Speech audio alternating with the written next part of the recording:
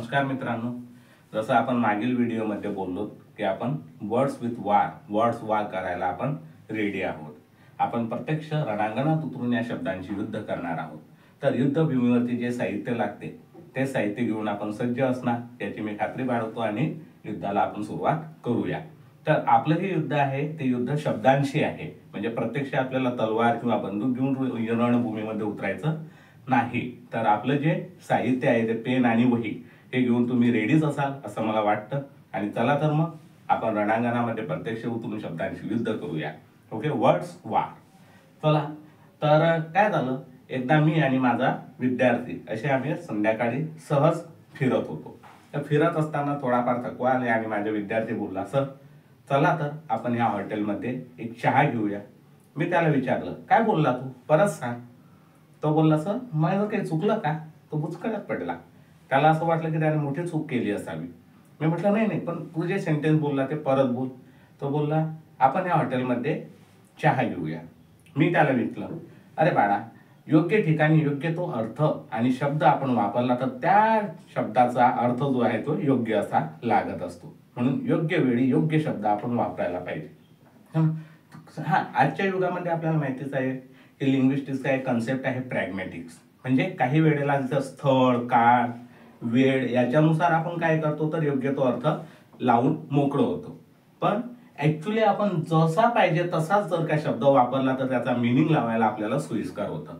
आणि ह्या हॉटेल्सशीच रिलेटेड शब्द घेऊन आपण शब्दाच्या रणांगणामध्ये आणि युद्धाच्या रणांगणामध्ये उतरणार आहोत. चला मग आपण शब्दांची युद्ध करायला तयार होऊया. वर्ड वार. आजचा आपला शब्द आहे हॉटेल. हॉटेल जनरली आपण प्रत्येक ठिकाणी जे काही दिसतं हॉटेल सारखं की जिथं काहीतरी आपल्याला खायला वगैरे मिळतं त्याला आपण हॉटेल म्हणतात. पण तसं नाही.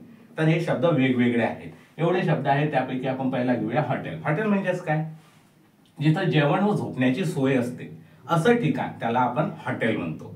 म्हणजे जेवण आणि झोपण्याची सोय होते. पण ही झोपण्याची सोय म्हणजे काही काळ, 1 महिना 2 महिना पण नसू शकतं. ती जी जागा आहे त्याला हॉटेल म्हणतात. आपण माहितीच आहे 3 स्टार, 5 स्टार, 4 स्टार या हॉटेलचे आजकाल आपल्याला प्रकार पाहायला मिळतात. नेक्स्ट आहे रेस्टॉरंट. रेस्टॉरंट म्हणजे काय, त्याला बऱ्याच वेळा आपण जे प्रोनाऊन्स करतो ते रेस्टॉरंट असा करतो. ऍक्च्युअली रेस्टॉरंट हे त्याचं योग्य अटरन्स नाही, योग्य ते प्रोनाऊन्सिएशन नाही. रेस्टॉरा असं त्याला म्हटलं जातं.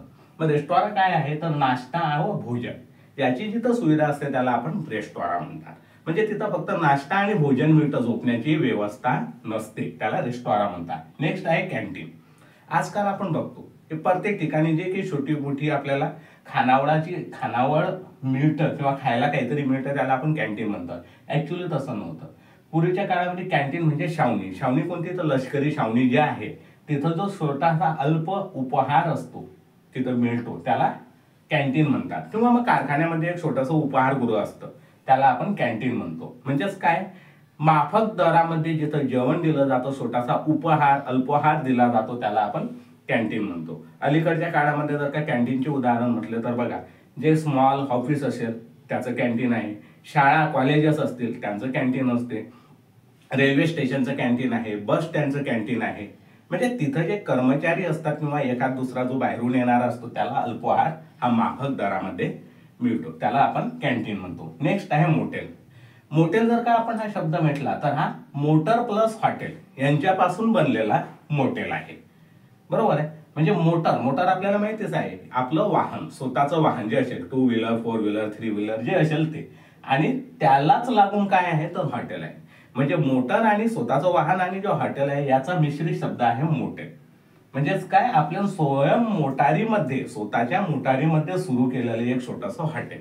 ह्या मोटारी मार्फत आपण रस्त्यावरती ट्रॅव्हल करू शकतो आणि त्याला ते मॉटेल म्हणतात. तिथं झोपण्याची पण व्यवस्था असते आणि खाण्याची पण व्यवस्था असते. पण ही जी झोपण्याची व्यवस्था असते ती कोणाची तर त्या मॉटेलमध्ये काम करणारे लोक त्यांच्यासाठी झोपण्याची व्यवस्था असते, त्याला म्हणतात मॉटेल.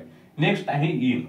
इन हा ओल्ड शब्द आहे. म्हणजे जुनं लिटरेचर जर का आपण बघितलं तर तिच्यामध्ये बऱ्याच ठिकाणी आपल्याला इन हा शब्द वापरलेला दिसतो. इनचा शब्दाचा अर्थ जर का आपण म्हटला घरगुती खानावळ, ओल्ड अर्थ आहे. म्हणजे घरगुती, घरातील जे बाहेरचे लोक आहे आणि त्याला घरातील जेवण आवडतं, होममेड फूड ज्यांना आवडतं त्यांच्यासाठी इन हा शब्द वापरला जायचा. आजच्या काळामध्ये त्याचा अर्थ बदललेला आहे. पथिकाश्रम म्हणजेच काय, वाटसरू जे लोक आहे, रस्त्याने जाणारे जे पासरबाय आहेत, त्यांना जेवण व झोपण्याची तात्पुरती सोय तिचं केलेली असते, त्याला आपण इन म्हणतो. नेक्स्ट आहे टॅव्हर्न. आता हा शब्द जास्त वापरत नाही, पण लिटरेचरमध्ये बऱ्याच ठिकाणी आपल्याला तो दिसतो. ऍक्च्युअली हा शेक्सपियर, विल्यम शेक्सपियर जो आहे त्याच्या काळामधला 16th सेंचुरीतला वर्ड आहे. म्हणजे 16th सेंचुरी म्हणजेच काय, तर लिटरेचरमध्ये एलिझाबेथन एज, ह्या एलिझाबेथन एज मध्ये हा शब्द वापरलेला आहे. आजच्या काळात त्याला आपण धाबा म्हणू शकतो सर्वसाधारणरित्या. म्हणजेच काय, ड्युरिंग ट्रॅव्हल, प्रवासामध्ये आपण असतो आणि आपल्याला जर का भूक लागली तर रस्त्याने जे छोटे छोटे धाबे दिसतात त्याला टॅव्हर्न म्हटलं जातं ना. ड्युरिंग ट्रॅव्हल जिथं जेवणाची सुविधा असते ते टॅव्हर्न. लॉज, लॉज आजकाल सर्वांनाच माहिती आहे, जिथं कुठं आपल्याला हॉटेल दिसतं तिथं आपण लॉज म्हणतो. म्हणजे लॉज म्हणजेच काय, तर पैसे देऊन काही काळासाठी राहण्याचे ठिकाण होय. तिथं आपल्याला जेवण मिळत नाही, हे लक्षात घ्या. जेवण आपल्याला बाहेरून आणावं लागतं किंवा मग त्यांची छोटीशी कॅन्टीन वगैरे कुठंतरी असेल तिथून आपल्याला जेवण आणावं लागतं, पण पैसे घेऊन आपण काही काळ तिथं राहत असतो, त्याला लॉज म्हणतात. बोर्डिंग हाऊस, आता सहजासहजी आपण बोर्डिंग हाऊस जास्त वापरताना दिसत नाही, बरोबर. कारण बोर्डिंग हाऊस म्हणजेच काय, जेवणाची व निवासाची सोययुक्त अशी शाळा. मग हे शाळा म्हणजेच काय, फक्त मुलांसाठी नाही तर इतर मोठे मोठे जे अडल्ट लोक आहे, चाइल्ड्स आहे, लेडीज आहे, त्यांच्यासाठी सुद्धा तिथं राहण्याची सोय असते, त्याला म्हणतात बोर्डिंग हाऊस. नेक्स्ट आहे बोर्डिंग स्कूल. हा, ही बोर्डिंग हाऊस सारखंच आहे पण याला स्कूल जोडलेलं आहे. म्हणजे हे जे आहे हे फक्त स्टुडंट लोकांसाठी चालवलेली अशी हाऊस आहे, हॉस्टेल आहे, बरोबर आहे. बोर्डिंग हाऊस म्हणजे काय, मुलांसाठी जेवणाची व झोपण्याची, निवासाची सोय आणि शिक्षणाची सुद्धा सोय तिच्यामध्ये असते, त्याला बोर्डिंग स्कूल असं म्हटलं जातं. नेक्स्ट आहे पॅन्ट्री. आजकाल आपण जिथं तिथं पॅन्ट्री म्हणून देतो. एखादी कॅन्टीन दिसली तरी काही स्टुडंट जे आहेत ते माझे त्याला पॅन्ट्री म्हणतात. मी त्यांना तरी बऱ्याच वेळा बोललो की नाही, हा पॅन्ट्री नाही बाबांनो, हे कॅन्टीन आहे आणि पॅन्ट्री वेगळी असते. पॅन्ट्री काय, तर जुन्या काळामध्ये हे अन्नधान्याचं एक घरातील कोठार असायचं, त्याला आपण पॅन्ट्री म्हणायचो, बरोबर आहे. पण आता त्याचा अर्थ थोडासा बदललेला आहे. आजच्या काळाला कॅन्टीन म्हणजेच काय, तर छोटंसं ऑफिस, पॅन्ट्री म्हणजे काय, तर छोटंसं ऑफिस.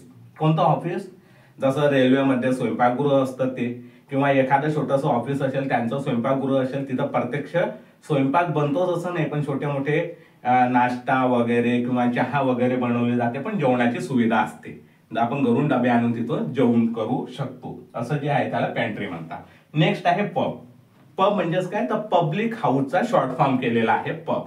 ओके, त्याच्यामध्ये फक्त काय असतो, तर दारूचा व्यवसाय चालतो, दारू पिण्यासाठी आपण जाऊ शकतो. अल्कोहोल जे आहे, ड्रिंक सॉफ्ट किंवा हॉट, दोघं ड्रिंक आपण याच्यामध्ये घेऊ शकतो, ते ठीक आहे. आजच्या काळात तुम्ही त्याला बार म्हणू शकता, बिअर बार वगैरे जे असतात ते, त्याला पब म्हणतात. Next mess. मेस म्हणजे काय, आपल्याला सर्वांनाच माहिती आहे, मेस म्हणजे जिथं भोजनगृह आहे, भोजन मिळतं, त्याला मेस तुम्ही म्हणतात. ऍक्च्युअली मेसचा अर्थ आधी असा होता की सैनिकांसाठी जे भोजन पुरवलं जायचं ते मेस, पण आज त्याचा अर्थ आपण बदलवलेला आहे. काय बदलवलेला आहे, जे नोकरीवरती नोकर वर्ग असतो किंवा जो बाहेरून आलेला स्टुडंट असतो किंवा काही इतर लोक असतात ज्यांना घरगुती जेवण खायला आवडते, म्हणजे होम मेड फूड जे आहे ते ज्यांना आवडते, त्यांच्यासाठी मेस हा शब्द आपण वापरलेला असतो. अशा पद्धतीचे आपल्याला काय दिसतात, तर हे हॉटेलशी रिलेटेड शब्द आहे. योग्य ठिकाणी योग्य शब्द जर का आपण वापरला तर काय होणार आहे, तर आपला जो मिनिंग आहे तो प्रॉपर लागणार आहे. म्हणून हे हॉटेलशी रिलेटेड मी शब्द तुम्हाला सांगितले. अशा पद्धतीचं आपली एक छोटीशी स्टोरी होती की जे मी विद्यार्थ्याला त्या वेळेमध्ये सर्व शब्द सांगितलेले होते आणि त्याच्यापासून तो खुश झाला आणि म्हटला, बाप रे, एवढे शब्द, आपण कुठला शब्द कुठं वापरतो हे आपल्याला पण कळत नाही आणि त्यामुळे थोडाफार गोंधळा होत असतो. मी शेवटी त्याला एवढंच म्हणालो, काय, तर there is bliss in the ignorance. म्हणजेच काय, अज्ञानामध्येच आनंद आहे आणि या अज्ञानाचा आनंद आपण उपभोगायला शिकायला पाहिजे. माहिती नसताना आपण हे शब्द वापरू शकतो, पण आता तुम्हाला माहिती झालेले कोणता शब्द कशासाठी वापरतात, म्हणून योग्य वेळी योग्य शब्द वापरा आणि ह्या शब्दांच्या युद्धामध्ये आपण विजय मिळवा. धन्यवाद.